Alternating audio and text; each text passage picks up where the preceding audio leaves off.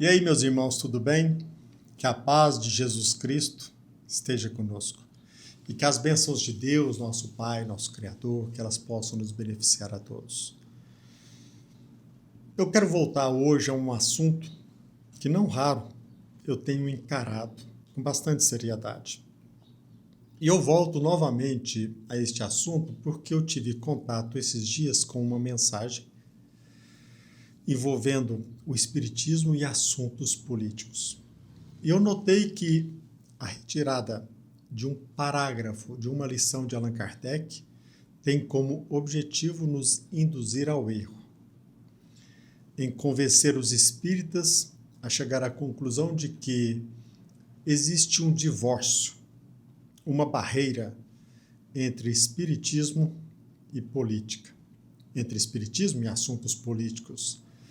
Ou seja, o intuito, mesmo que camuflado, tentando calar a boca dos espíritas cristãos. Muitos defendem a tese, e eu percebo isso com frequência, talvez seja mais um motivo de eu compartilhar com vocês este vídeo, mas até mesmo estudiosos da doutrina espírita defendem a tese de que, na visão até mesmo de Allan Kardec, o espírita consciente ele não deve tratar sobre política. E eu compartilho com vocês uma pergunta. Será mesmo? E eu quero refutar esta tese, alicerçando o meu pensamento, não só nas palavras de Allan Kardec, como também em textos de espíritos contidos na Revista Espírita. Eu quero refutar esta tese alicerçando o meu pensamento nas palavras de Allan Kardec, em textos presentes na Revista Espírita, pois o texto a que me refiro, ele foi retirado de um dos fascículos da Revista Espírita. Agora eu peço que você, como estudioso da doutrina espírita, para que você tenha certeza que você, penso eu, você deve buscar o seu próprio convencimento.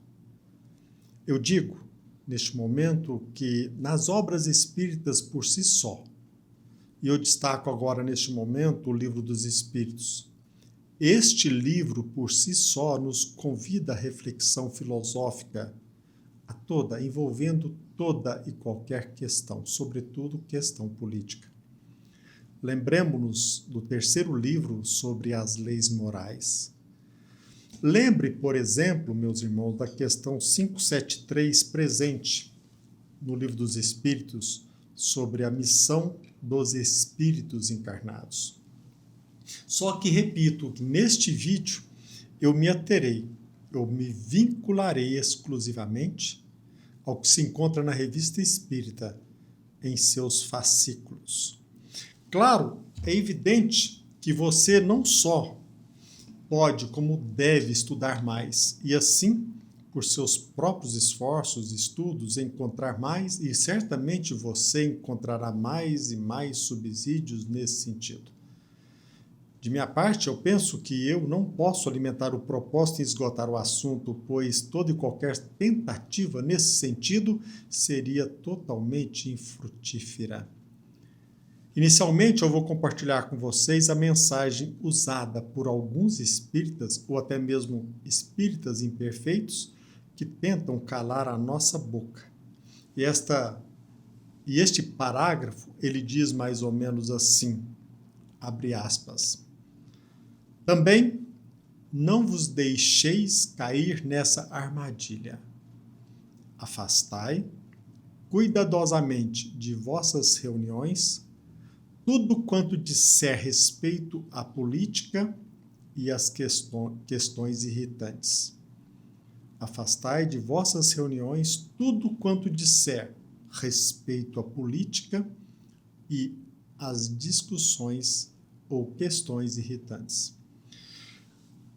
A bem da verdade, a meu ver, a interpretação isolada deste parágrafo pode chegar à conclusão de que sim, Allan Kardec interditou o debate a respeito de questões políticas.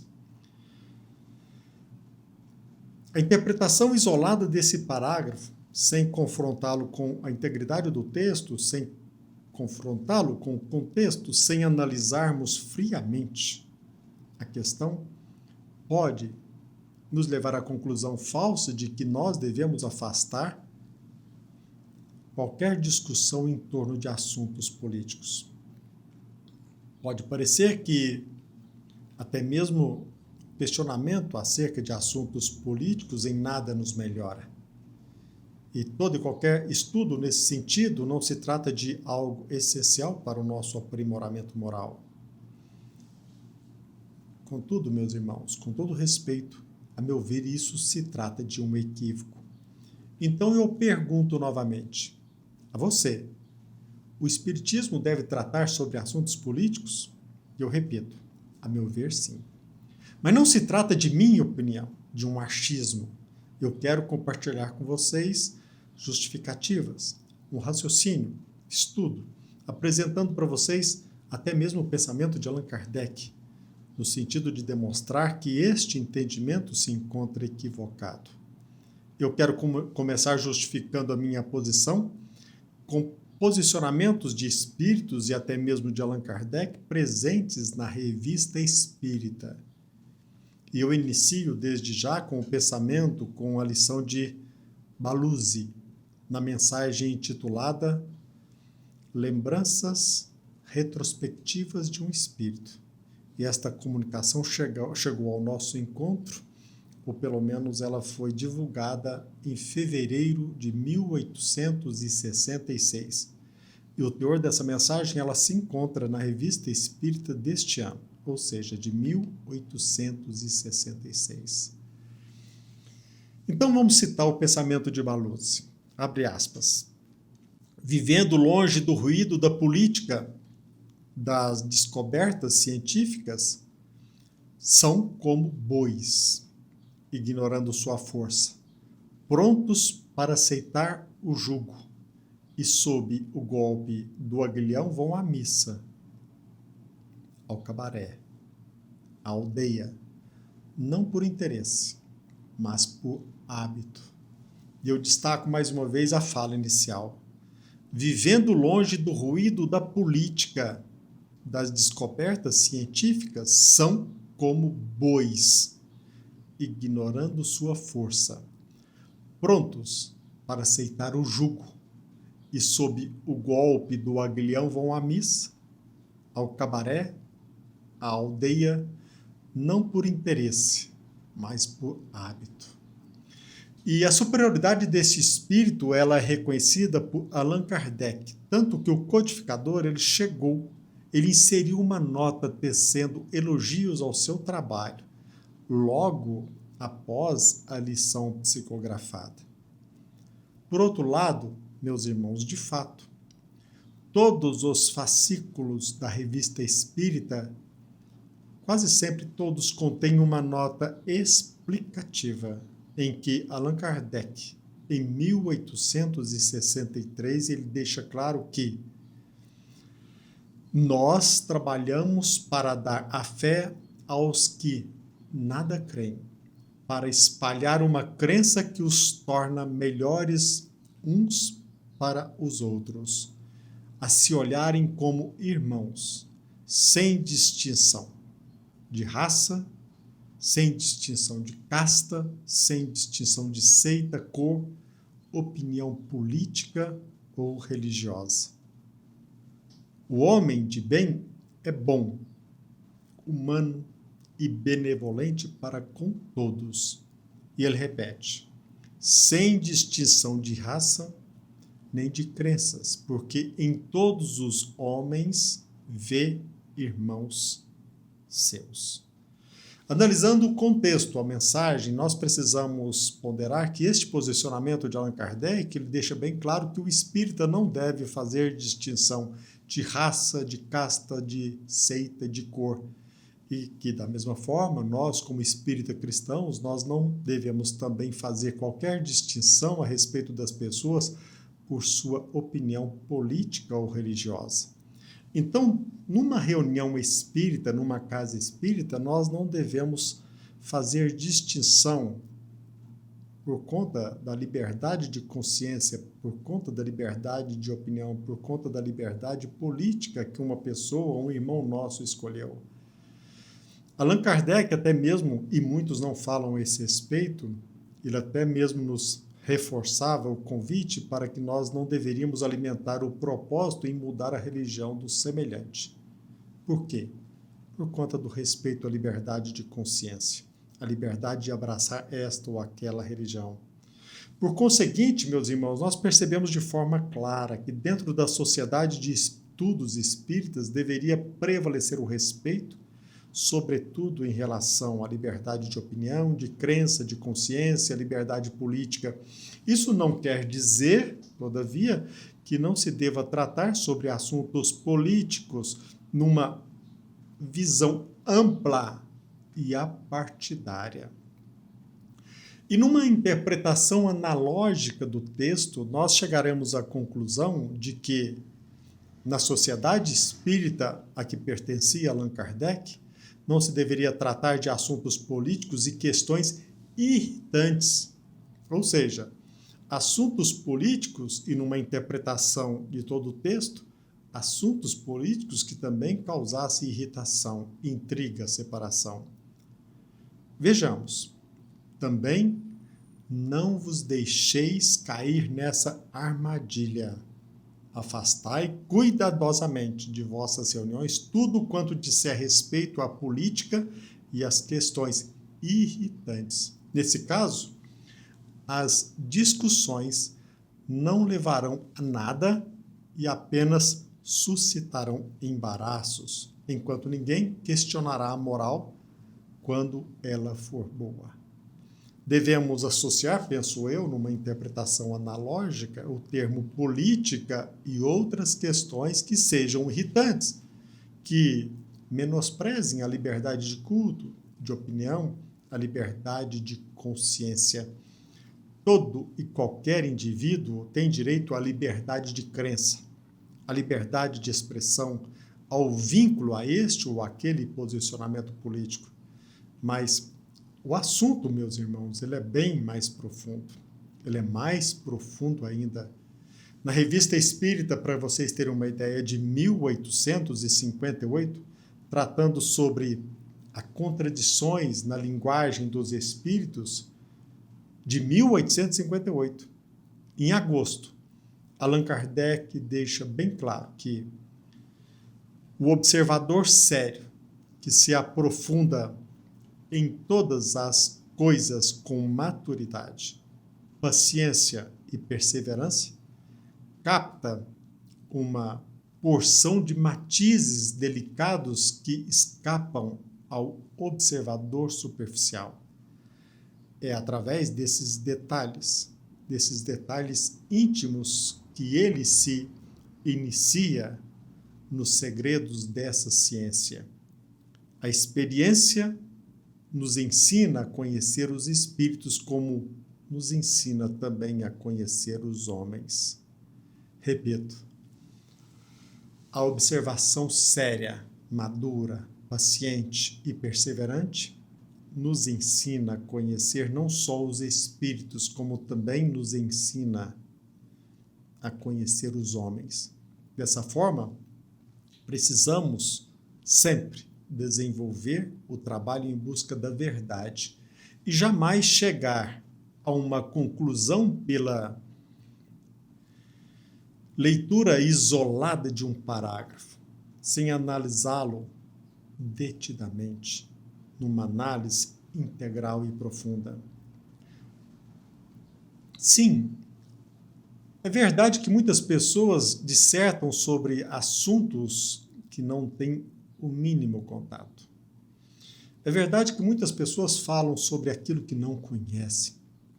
Nós notamos com frequência que muitas pessoas falam sobre determinadas questões sem jamais aprofundar estas questões no seu conhecimento. E nesse sentido eu quero compartilhar com vocês aquilo que está presente também na Revista Espírita de 1860, em agosto, onde Delfine de Girardin, ele destaca a nossa vaidade em nos intrometer em assuntos sem estudá-los profundamente. Abre aspas. Falarei da necessidade singular de que tem os melhores espíritos de imiscuir-se sempre nas coisas que lhes são mais estranhas. Esse defeito comum a todas e a todos não tem outro móvel senão a vaidade. E só esta tem necessidades artificiais. Muito claro, não é mesmo? Então, se nós, de fato, levantamos a bandeira da doutrina espírita e do cristianismo, nós devemos abraçar o propósito em alcançar a verdade, em estudar profundamente um assunto antes de defendê-los e, sobretudo, antes de divulgar o nosso posicionamento. Nós precisamos estar conscientes a respeito da responsabilidade e não apenas pegar um parágrafo isolado e compartilhar nas redes sociais. Nós precisamos encontrar motivo para estudar cada vez mais, senão o silêncio é a melhor postura. Neste momento, meus irmãos, eu convido você a relembrar o discurso de Allan Kardec. E eu também retirei parte desse discurso na Revista Espírita, que aconteceu no dia 5 de abril de 1861. E esse discurso foi proferido na Sociedade Parisiense de Estudos Espíritas. Em determinado momento de seu discurso, Allan Kardec ele se pronuncia sobre alguns membros que defendiam a tese de que se deveria tratar de questões políticas, e ele se pronuncia assim, nessas palavras. Abre aspas.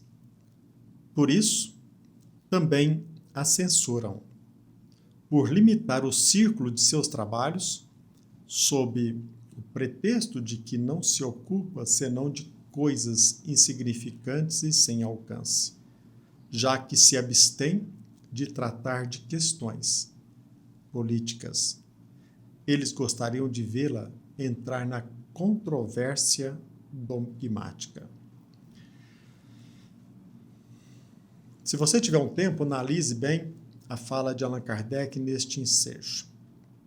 Sim, de fato, uma das regras na sociedade espírita que participava Allan Kardec, uma das regras era não tratar de questões políticas.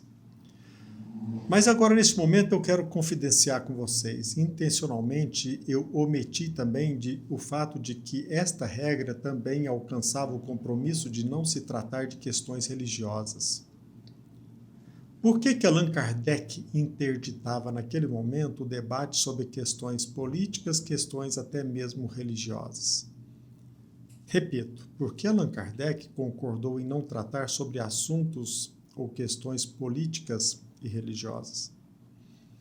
Você já se perguntou isso? Melhor dizendo, alguém em algum estudo numa casa espírita já compartilhou com vocês essa pergunta? Você, como espírita, você sabia que Allan Kardec recomendava em não tratar sobre questões religiosas, até mesmo sobre questões religiosas? Você, se já sabia a respeito desta postura de Allan Kardec, você já se fez algumas perguntas, como, por exemplo, qual o regime político que reinava na Europa e na França na década de 50 e 60 do século XIX? Você de fato se lembra de que na Europa obras escritas foram queimadas em praça pública?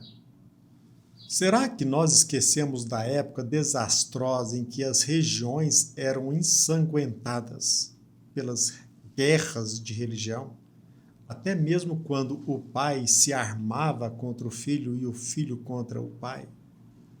Você sabia que muitos espíritas, até mesmo na atualidade, eles refutam o caráter religioso da doutrina espírita? A meu ver, se trata de uma insensatez, fruto da ignorância ou pelo menos da nossa falta de habilidade em concatenar ideias. É verdade, até hoje muitos espíritas refutam o caráter religioso da doutrina espírita. Até hoje, muitos espíritas se perguntam: o espiritismo é ou não uma religião? E a maioria que tenta responder essa pergunta não sabe justificar a sua resposta do ponto de vista filosófico e histórico. Então, nós devemos, pelo menos penso eu, que nós devemos entender o motivo de que Allan Kardec ele ter se ocupado exclusivamente das questões que interessavam a ciência e a adotar esta regra na sociedade espírita em criar embaraço para discussão em torno de questões políticas e religiosas. Ora, segundo o pensamento de Allan Kardec, com a proteção da espiritualidade maior, inclusive do espírito de verdade, o objetivo era divulgar a doutrina espírita e se abrigar dos ataques à época. O codificador chegou a dizer: enquanto eu tiver a honra de a dirigir, todos os meus esforços tenderão a mantê-la nesta via. Se algum dia dela saísse, eu a deixaria no mesmo instante, porque a preço algum desejaria assumir essa responsabilidade. E na sequência de seu raciocínio, Allan Kardec, codificador, destacou que tudo foi para o melhor e no interesse de sua própria conservação. Então nós chegamos à conclusão de que Allan Kardec ele adotou esta regra para que se conservasse a doutrina espírita, para que ela não se emaranhasse naquela época em questões religiosas e políticas, a fim de evitar ou fugir dos perigos. Ou seja, o objetivo dele era da conservação da doutrina espírita. E Allan Kardec deixou bem claro: mas tempo virá em que, tal qual o é atualmente, esta via, esta opção, já não será indispensável. O próprio codificador deixa bem claro, e eu repito as palavras do codificador: mas tempo virá em que, tal qual o é atualmente, esta via, esta opção, não será indispensável.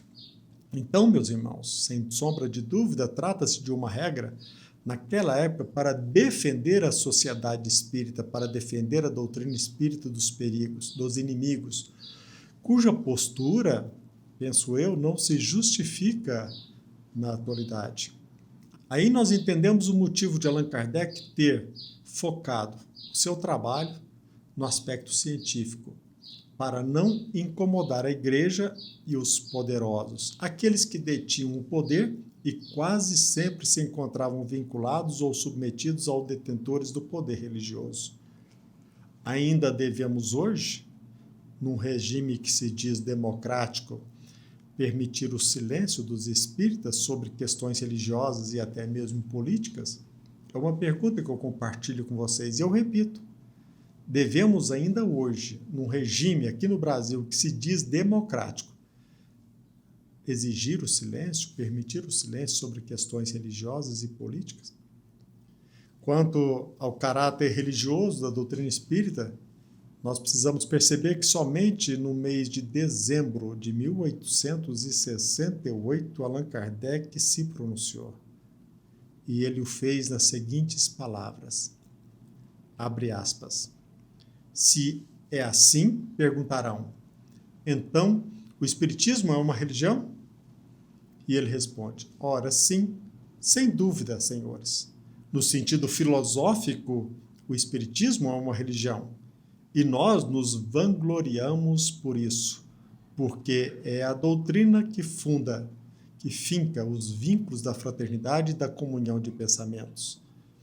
E eu pergunto, repito novamente, faço, apresento, compartilho com vocês a mesma questão. Será admissível hoje, na atualidade, interditar o debate sobre assuntos religiosos na casa espírita? Claro que não. E da mesma forma, se não se deve interditar o debate, o estudo de assuntos em torno da política, será que isso é uma postura coerente? Será que isso é algo que demonstra alguma razoabilidade? Claro, meus irmãos, quando nós falamos em política, nós estamos falando em questões políticas sem viés partidário, sem se vincular ao partido, ao homem, O objetivo nosso é não interditar e também não pessoalizar e não tratar da política sob um enfoque irritante, porque nós precisamos ainda manter o respeito à liberdade de religião, de culto, de opinião, à liberdade de expressão. Agora, numa casa espírita, nós devemos fazer com que prevaleçam os princípios cristãos, os princípios que norteiam, que alicerçam a doutrina espírita. Ora, se naquela época, o objetivo do codificador era que o espiritismo se espalhasse, como defendia o codificador, abre aspas, sabe-se que ela se ocupa exclusivamente de seus estudos, que o faz seriamente, como deve fazer toda assembleia científica, que persegue o seu objetivo sem se misturar com nenhuma intriga. Nós notamos de forma bem clara o intuito, o propósito do codificador em evitar discussões intrigantes e irritantes. Agora, e para tratarmos de assuntos políticos, nós não precisamos hoje atirar pedras em ninguém. Nós precisamos, de forma madura, comentar, estudar, aprofundar em assuntos políticos, geopolíticos. E vale deixar bem claro, para que você não tenha dúvida de que também na Revista Espírita de 1861, em agosto, consta a comunicação de Jean-Jacques Rousseau, que em 1861 ele nos presenteou com uma mensagem contida na Revista Espírita. E essa mensagem, essa lição foi recebida pela médium Senhora Costel. Abre aspas. O Espiritismo é uma alavanca que afasta as barreiras da cegueira. Repito, o Espiritismo é uma alavanca que afasta as barreiras da cegueira. A preocupação das questões morais está inteiramente por nascer. Certamente, Rousseau ele está, de certa forma, confessando certa necessidade de repensar posicionamentos e pensamentos.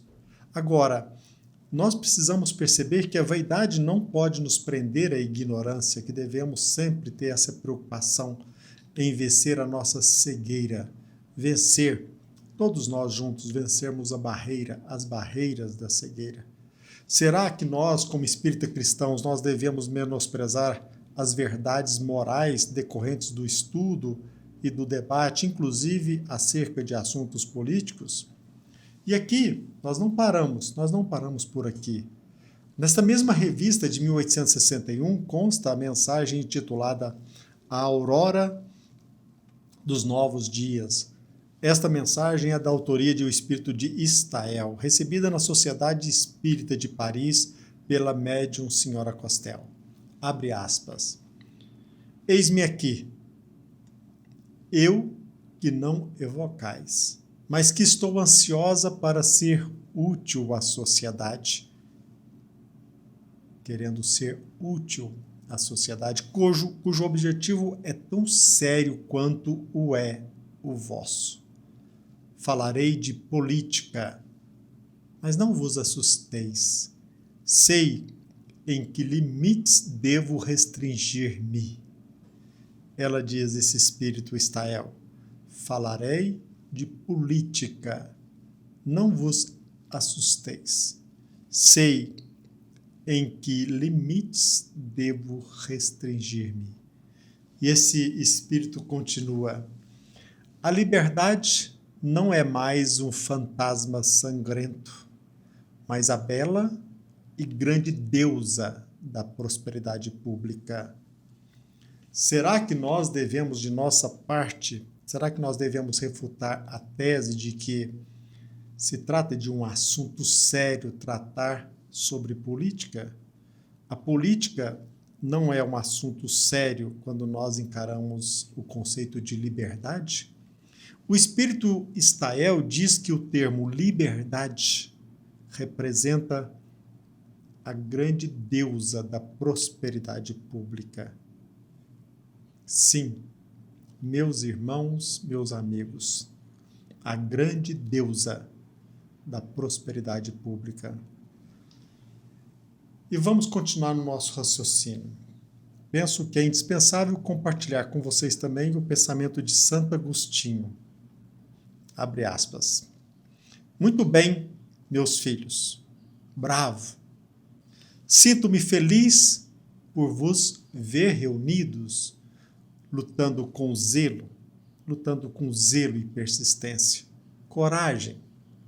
Trabalhai arduamente no campo do Senhor, porque chegará um momento em que não será apenas a portas fechadas que se pregará a doutrina santa do Espiritismo. Não será a portas fechadas que se pregará a doutrina santa do Espiritismo. Não será o momento de abrirmos as portas da casa espírita? Não será, meus irmãos, que chegamos o momento para tratarmos seriamente sobre todo e qualquer assunto? Não será o momento, será que nós não chegamos o momento de abrirmos as portas das casas espíritas e enfrentar corajosamente o dever de tratar sobre todo e qualquer assunto que seja importante para a prosperidade individual e pública? Nós sabemos sim que ainda o interesse material é forte, nós sabemos que os desafios são enormes. Contudo, será que ainda devemos permanecer em cima do muro? Será que devemos manter as portas fechadas da casa espírita? Nós devemos sim nos prevenir quanto ao perigo da divisão, evitarmos a polêmica. Entretanto, devemos nos apoiar no mandamento maior de amor a Deus e ao próximo. Nós percebemos e precisamos reconhecer que Allan Kardec trabalhou arduamente para que o Espiritismo conquistasse adeptos. Agora, vale nos questionar neste momento: será que a nossa omissão, será que a nossa postura em manter as portas fechadas até os dias atuais, será que isso não explica o número cada vez mais diminuto de espíritas na sociedade atual? Será que o fato de sermos isentos, omissos, ficarmos em cima do muro, não será este o motivo de sermos hoje tão desacreditados, muito embora ostentemos uma doutrina profunda e maravilhosa? Penso que sempre a humildade deve nos conduzir à reflexão sobre os nossos acertos e desacertos. Agora, mais do que propício esse momento em recordarmos a lição de Erasto. Em 1862, no artigo intitulado Origem da Linguagem, uma mensagem chegou na Sociedade Espírita de Paris pelo médium Sr. Dumbell. Nesta mensagem, Erasto destacou, abre aspas, o que posso acrescentar é que a humanidade marcha para uma comunhão de ideias morais, políticas e, sobretudo, religiosas. Repito, o que posso acrescentar é que a humanidade marcha para uma comunhão de ideias morais, políticas e, sobretudo, religiosas. Tal será a obra da filosofia nova, o Espiritismo, que hoje ensinamos. Por fim, meus irmãos, vale a intenção de convidá-lo ao conhecimento de algo que irá chocá-lo. Pelo menos eu penso. Você tem noção de que Allan Kardec se pronunciou em julho de 1868 sobre a notícia da intenção em se fundar um partido espírita? Você deve estar pensando, nossa, que absurdo. Mas vá lá, busque na Revista Espírita de 1868. Mas busque a revista e leia com coragem o pensamento de Kardec. E o que o codificador disse à época? Abre aspas. É por esta consideração e nesse sentido que dissemos que o Espiritismo aceita o título de partido e já que recebeu este título, porque era engrandecê-lo aos olhos do público. Mas não tivemos em vista fazê-lo perder sua qualidade essencial, a de doutrina filosófica moralizadora, que faz sua glória e a sua força. A palavra partido, aliás, nem sempre implica a ideia de luta de sentimentos hostis. Não se diz, por exemplo, o partido da paz, o partido das pessoas honestas? O Espiritismo já provou e provará sempre que pertence a essa categoria. Em virtude de seus princípios, o Espiritismo não é agressivo, ele não se impõe, ele não subjuga, ele não pede para si, senão a liberdade de pensar à sua maneira. Então eu peço, pelo menos, com base na fala de Allan Kardec, que você respeite a minha maneira de compartilhar o pensamento. Então, mesmo que você ainda rejeite, respeite a minha maneira de pensar do semelhante. Respeite a nossa conclusão, fruto não de achismos, mas de incessante estudo do Espiritismo. Na Revista Espírita de 1865, no mês de dezembro, ali contém um artigo intitulado O Estado Social da Mulher. O Estado Social da Mulher. E consta uma mensagem de Baluse, avalizada por Allan Kardec. Nesta mensagem consta: felizmente, a opinião das massas não pertence a um jornal, nem a um escritor. Ninguém tem mais direito a ter mais espírito e bom senso do que os outros. Repito, felizmente, a opinião das massas não pertence a um jornal, nem a um escritor. Ninguém tem mais direito a ter mais espírito e bom senso do que os outros. E no movimento espírita, às vezes, nós nos deparamos com pessoas que querem controlar a nossa fala, como se eles fossem representantes, como se eles fossem membros de um conselho que censura, que diz o que é certo, o que é verdade. E nós merecemos ser respeitados. Para finalizar, nós não podemos deixar de citar o pensamento de Lacordaire. Na Revista Espírita de 1868, o espírito Lacordaire disse em fevereiro deste ano, abre aspas, mas não creais que esse Messias esteja só. Haverá muitos que abraçarão, pela posição que cada um ocupará no mundo, as grandes partes da ordem social, a política, a religião, a legislação, a fim de que as fazer concordar com o mesmo objetivo. Eu penso que é necessário repetir também a frase, a colocação de Lacordaire. Mas não creais que esse Messias esteja só. Haverá muitos que abraçarão, pela posição que cada um ocupará no mundo, as grandes partes da ordem social. A política, a religião, a legislação, a fim de as fazer concordar com o mesmo objetivo. Penso que este é o meu objetivo de compartilhar com vocês, não o meu pensamento isolado, mas aquilo que é fruto do estudo, da especulação, e que vocês façam bom proveito. Penso que chegou o momento de nós assumirmos a nossa responsabilidade. Ficar em cima do muro, lavar as mãos, ser omissos, isso é uma postura diabólica. Herdamos do nosso Pai recursos, inúmeros recursos, e nós devemos utilizá-los para a conscientização. Chegou o momento. Arregacemos as mangas, trabalhemos arduamente para conscientizar, para que as pessoas não sejam massa de manobras, esclarecendo, sem imposição, através da conscientização, sem partidarismo, sem levantar a bandeira deste ou daquele partido político. Mas nós precisamos despertar que toda e qualquer conduta do homem, seja numa função que aparentemente é desprovida de interesse, como a função de um pai ou de uma mãe, como também é de um legislador, de um julgador ou até mesmo de um governador. Todos nós, todo e qualquer ato nosso, ele precisa ser encarado do ponto de vista político, porque todos nós nascemos aqui na Terra com uma missão.